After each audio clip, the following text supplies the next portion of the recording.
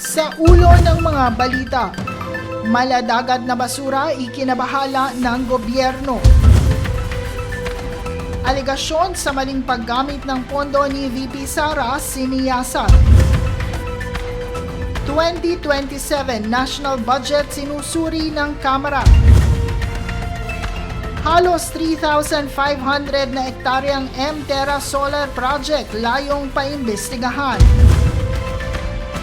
Pinsala sa agrikultura dulot ng bagyo at habagat umabot na sa 197.2 million pesos.